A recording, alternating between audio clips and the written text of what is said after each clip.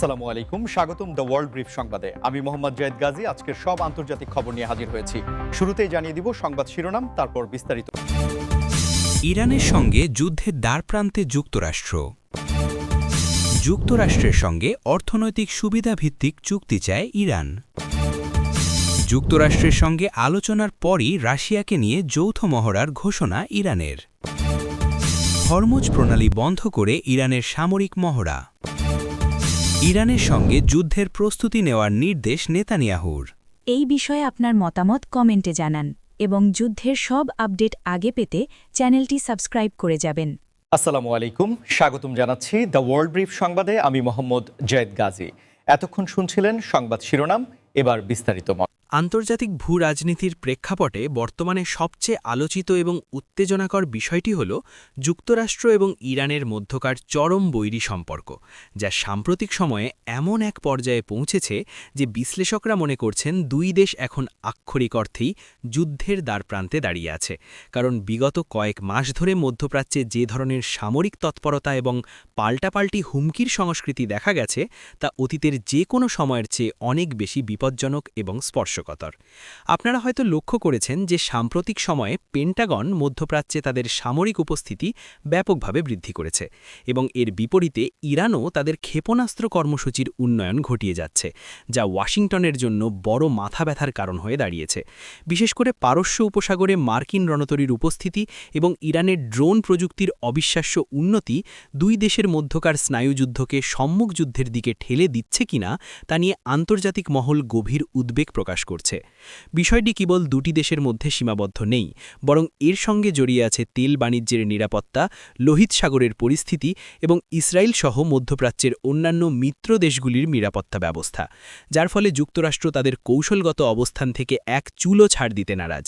এবং অন্যদিকে ইরানও পরিষ্কার ভাষায় জানিয়ে দিয়েছে যে তাদের সার্বভৌমত্বের ওপর কোনো আঘাত আসলে তারা সর্বশক্তি দিয়ে প্রতিরোধ গড়ে তুলবে।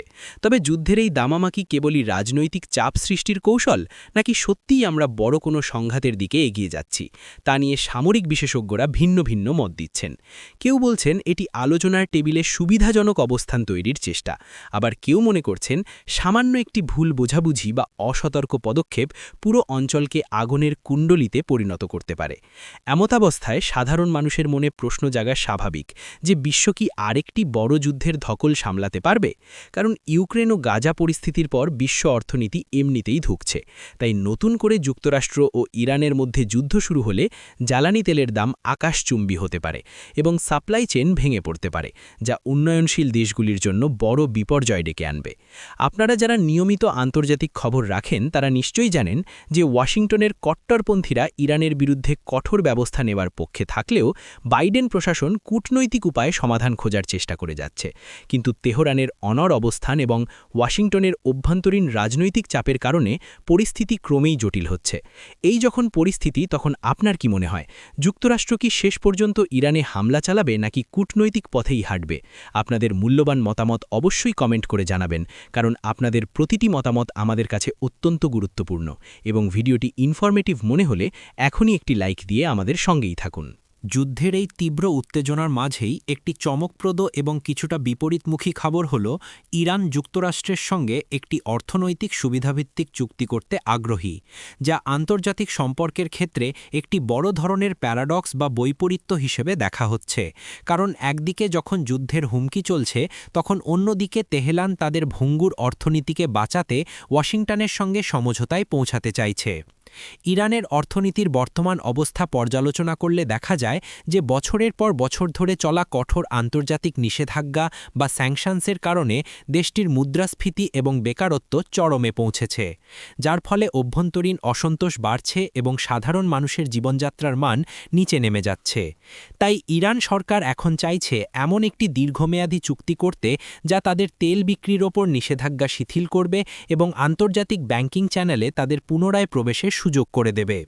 কূটনৈতিক সূত্রগুলো বলছে যে ইরান মূলত তাদের পরমাণু কর্মসূচির লাগাম টানার বিনিময়ে এই অর্থনৈতিক সুবিধাগুলো আদায় করতে চায়, যা অনেকটা সেই 2015 সালের জেসিপিওএ চুক্তির মতো শোনালেও এবারের প্রেক্ষাপট সম্পূর্ণ ভিন্ন।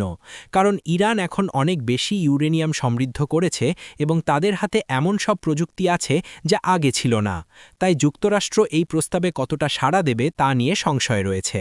তবে ইরান পরিষ্কার করেছে যে তারা কেবল মৌখিক প্রতিশ্রুতিতে বিশ্বাসী নয়, বরং তারা চায় গ্যারান্টিড ইকোনমিক বেনিফিট বা নিশ্চিত অর্থনৈতিক সুবিধা, যাতে ভবিষ্যতে যুক্তরাষ্ট্রের কোনো নতুন সরকার এসে হুট করে চুক্তি বাতিল করতে না পারে, যেমনটা ডোনাল্ড ট্রাম্পের শাসনামলে দেখা গিয়েছিল। এই প্রস্তাবের পেছনে ইরানের আরেকটি কৌশল হতে পারে সময় ক্ষেপণ করা এবং পশ্চাদিমের সঙ্গে সম্পর্কের বরফ গলিয়ে রাশিয়া ও চীনের ওপর নির্ভরতা কিছুটা কমানো, অথবা এটি তাদের লুক ওয়েস্ট নীতির একটি অংশ হতে পারে, যেখানে তারা ইউরোপ ও আমেরিকার বাজার ধরতে চাইছে। কিন্তু প্রশ্ন হল, ওয়াশিংটন কি ইরানের এই প্রস্তাবে রাজি হবে, যখন তারা জানে যে নিষেধাজ্ঞা তুলে নিলে ইরান অর্থনৈতিকভাবে শক্তিশালী হয়ে উঠবে এবং সেই অর্থ তাদের প্রক্সি বাহিনী বা সামরিক খাতে ব্যয় করতে পারে? এই জটিল সমীকরণের মধ্যে দাঁড়িয়ে ইরান চেষ্টা করছে তাদের ওপর আরোপিত অর্থনৈতিক শেকল ভাঙতে, এবং তারা বার্তা দিতে চাইছে যে তারা যুদ্ধের চেয়ে বাণিজ্য ও উন্নয়নকে প্রাধান্য দিতে প্রস্তুত, যদি তাদের ন্যায্য দাবি মেনে নেওয়া হয়। দর্শক, আপনারা কি মনে করেন, যুক্তরাষ্ট্রের উচিত হবে ইরানের সঙ্গে এই অর্থনৈতিক চুক্তি করা নাকি নিষেধাজ্ঞার চাপ বজায় রাখা? বিষয়টি নিয়ে আপনাদের নিজস্ব বিশ্লেষণ কমেন্টে জানাতে ভুলবেন না। সবচেয়ে কৌতূহলোদ্দীপক বিষয় হল, যুক্তরাষ্ট্রের সঙ্গে যখনই কোনো আলোচনার খবর সামনে আসে বা কূটনৈতিক তৎপরতা শুরু হয়, ঠিক তার পরপরই ইরান একটি পাল্টা কৌশল হিসেবে রাশিয়াকে সঙ্গে নিয়ে বিশাল যৌথ সামরিক মহড়ার ঘোষণা দেয়, যা আন্তর্জাতিক বিশ্লেষকদের কাছে একটি দ্বিমুখী বার্তা বা ডাবল গেম হিসেবে পরিচিত। এই ধরনের পদক্ষেপের মাধ্যমে ইরান মূলত পশ্চিমা বিশ্বকে দেখাতে চায় যে আলোচনার টেবিলে বসলেও তারা সামরিক দিক থেকে মোটেও একা নয়, এবং তাদের পেছনে রাশিয়ার মতো পরাশক্তির জোরালো সমর্থন রয়েছে, যা যুক্তরাষ্ট্র বা তার মিত্রদের যে কোনো আগ্রাসী পদক্ষেপের বিরুদ্ধে একটি শক্তিশালী ঢাল হিসেবে কাজ করবে। সাম্প্রতিক সময়ে রাশিয়া এবং ইরানের সম্পর্ক একটি নতুন উচ্চতায় পৌঁছেছে, যেখানে তারা কেবল সামরিক মহড়াতেই সীমাবদ্ধ নয়, বরং ড্রোন প্রযুক্তি বিনিময়, গোয়েন্দা তথ্য আদান-প্রদান এবং স্যাটেলাইট প্রযুক্তিতে একে অপরকে সহায়তা করছে।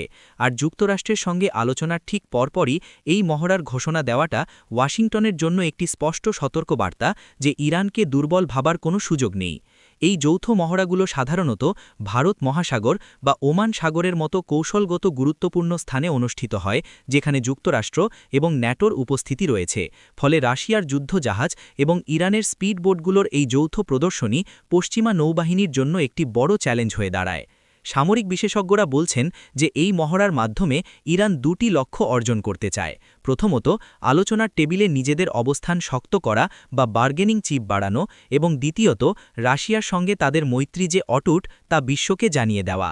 বিশেষ করে ইউক্রেন যুদ্ধের পর রাশিয়া যখন পশ্চিমা বিশ্ব থেকে বিচ্ছিন্ন, তখন ইরানের মতো মিত্রের সঙ্গে এই মহড়া মস্কোর জন্য পরিস্থিতি আরও উত্তপ্ত হয়ে ওঠে যখন ইরান তাদের বার্ষিক সামরিক মহড়ার অংশ হিসেবে হরমুজ প্রণালী বন্ধ করে দেওয়ার মতো কঠোর মহড়া পরিচালনা করে।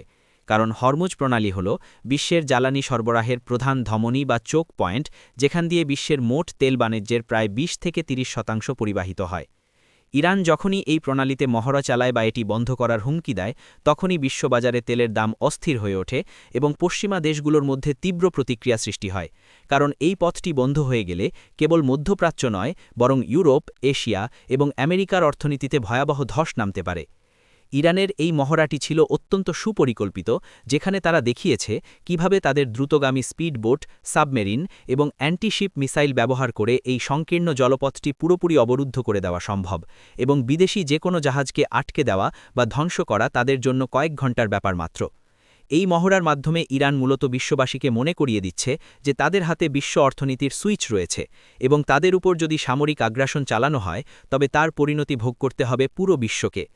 সামরিক বিশ্লেষকরা বলছেন, হরমুজ প্রণালীতে ইরানের এই মহড়া কেবল শক্তি প্রদর্শন নয়, এটি একটি সিগন্যাল যে তারা যে কোনো পরিস্থিতিতে তাদের সমুদ্রসীমা রক্ষা করতে প্রস্তুত, এবং প্রয়োজন হলে তারা অ্যাসিমেট্রিক ওয়ারফেয়ার বা অসম যুদ্ধের কৌশল ব্যবহার করে বড় বড় যুদ্ধজাহাজকেও নাকানি চুবানি খাওয়াতে পারে। তবে আন্তর্জাতিক আইন অনুযায়ী সবশেষে যে খবরটি মধ্যপ্রাচ্যের বারুদে নতুন করে আগুন দিয়েছে তা হল ইসরায়েলি প্রধানমন্ত্রী বেঞ্জামিন নেতানিয়াহু ইরানের সঙ্গে সর্বাত্মক যুদ্ধের প্রস্তুতি নেওয়ার জন্য তার বাহিনীকে নির্দেশ দিয়েছেন, যা বর্তমান ভূ-রাজনৈতিক প্রেক্ষাপটে অত্যন্ত উদ্বেগজনক এবং তাৎপর্যপূর্ণ একটি ঘটনা। ইসরায়েল দীর্ঘদিন ধরেই দাবি করে আসছে যে ইরান পারমাণবিক বোমা তৈরির খুব কাছাকাছি পৌঁছে গেছে এবং তারা কোনোভাবেই তেহরানকে পারমাণবিক শক্তিধর রাষ্ট্র হতে দেবে না। তাই কূটনৈতিক পথে সমাধান না হলে তারা সামরিক হামলার পথ বেছে নেবে। নেতানিয়াহুর এই নির্দেশ সেই পুরনো হুমকিরই বাস্তবায়ন নাকি আসন্ন কোনো অভিযানের সংকেত, তা নিয়ে বিশ্বজুড়ে চলছে জোর জল্পনা-কল্পনা। নেতানিয়াহু তার প্রতিরক্ষা মন্ত্রক এবং মোসাদকে নির্দেশ দিয়েছেন যেন তারা ইরানের যে কোনো ধরনের হামলা মোকাবেলা এবং ইরানের ভূখণ্ডে বা তাদের প্রক্সি গোষ্ঠীগুলোর ওপর আঘাত হানার জন্য সর্বোচ্চ প্রস্তুতি গ্রহণ করে, যার মধ্যে রয়েছে বিমান বাহিনীর বিশেষ মহড়া, দূরপাল্লার মিসাইল সিস্টেম সচল করা এবং সাইবার যুদ্ধের প্রস্তুতি। বিশ্লেষকরা মনে করছেন নেতানিয়াহুর এই ঘোষণা কেবল ইরানের জন্য নয়, বরং এটি যুক্তরাষ্ট্র এবং ইউরোপের জন্য একটি বার্তা, যেন তারা ইরানের ওপর আরও কঠোর চাপ প্রয়োগ করে, অন্যথায় ইসরায়েল একাই ব্যবস্থা নিতে বাধ্য হবে। তবে ইসরায়েলের এই যুদ্ধের প্রস্তুতি পুরো মধ্যপ্রাচ্যকে একটি দীর্ঘস্থায়ী এবং রক্তক্ষয়ী সংঘাতের দিকে ঠেলে দিতে পারে, কারণ ইরান আগেই ঘোষণা দিয়েছে যে ইসরায়েল যদি কোনো ভুল পদক্ষেপ নেয় তবে তারা তেল আবিব এবং হাইফাকে মাটির